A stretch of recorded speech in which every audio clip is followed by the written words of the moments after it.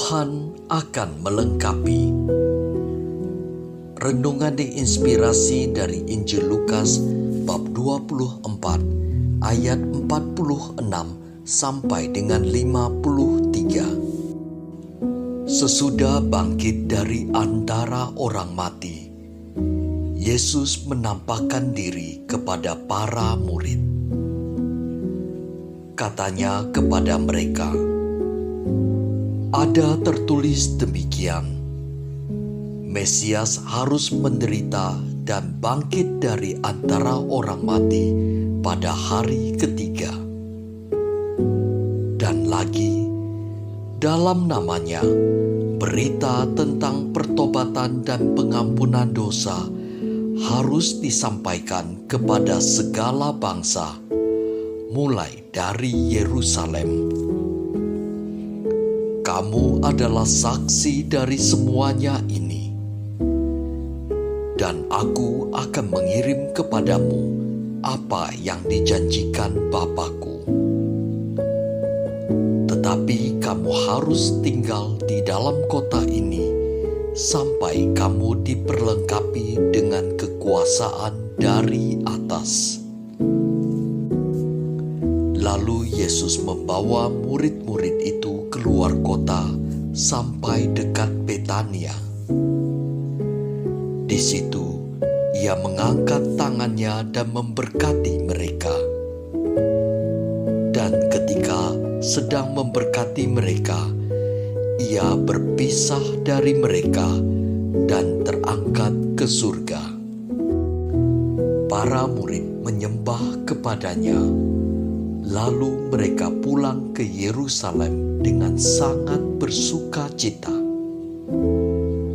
Mereka senantiasa berada di dalam bait Allah dan memuliakan Allah. Demikianlah sabda Tuhan. Para murid mengalami 2 kali perpisahan dengan Yesus. Pertama, saat Yesus wafat di salib.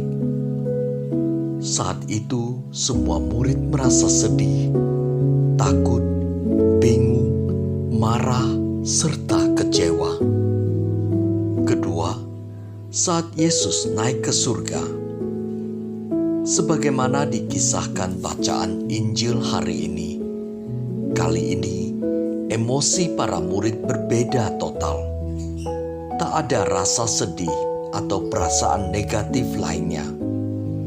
Di luar Yerusalem, dekat Betania, setelah memberi berkat, Yesus terangkat ke surga. Para murid pulang ke Yerusalem dengan penuh sukacita. Tak heran para murid bersukacita walau harus berpisah selamanya dengan Yesus.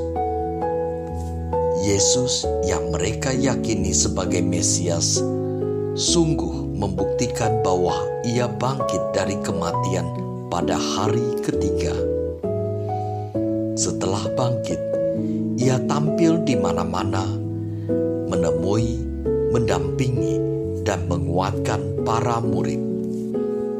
Sebelum berpisah, Yesus memang memberi tugas kepada mereka untuk mewartakan kepada segala bangsa hal pertobatan dan pengampunan dosa. Kamu harus menjadi saksi dari semuanya ini. Injil Lukas bab 24 ayat 48. Namun Yesus tidak sekedar memberi tugas. Ia menjanjikan bahwa para murid akan diperlengkapi dengan kekuasaan dari tempat tinggi, yakni Roh Kudus. Seorang teman bercerita, karena beberapa tulisannya pernah dimuat di suatu majalah rohani, ia ditawari untuk menjadi pemret majalah paroki yang saat itu sudah beberapa bulan vakum. Sempat terjadi pergumulan karena ia sama sekali tak paham dengan dunia penerbitan. Namun setelah dibawa dalam doa, ia mengimani bahwa ini adalah tugas dari Tuhan sendiri dan ia yakin Tuhan sendiri akan membantu. Benar saja, tak terasa sudah 3 tahun ia membidani majalah paroki ini.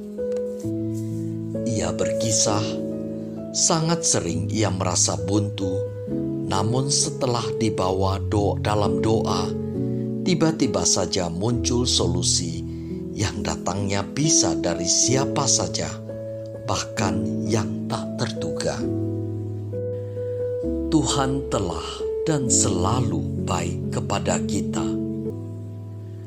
Maka sudah sepantasnya bila ia menghendaki kerjasama kita dalam tugas gereja maupun dalam hidup bermasyarakat, kita terima dan jalankan dengan sepenuh hati. Kala kita merasa tak sanggup, Tuhan sendiri yang akan mendampingi dan melengkapi sehingga kita sanggup. Tuhan Yesus, sering kami ragu atau bahkan malas bila mendapat tugas pelayanan. Berbagai alasan bermunculan, terutama karena merasa diri tak mampu. Terima kasih Tuhan, hari ini firman-Mu menguatkan kami bahwa Engkau sendiri akan melengkapi kami. Amin.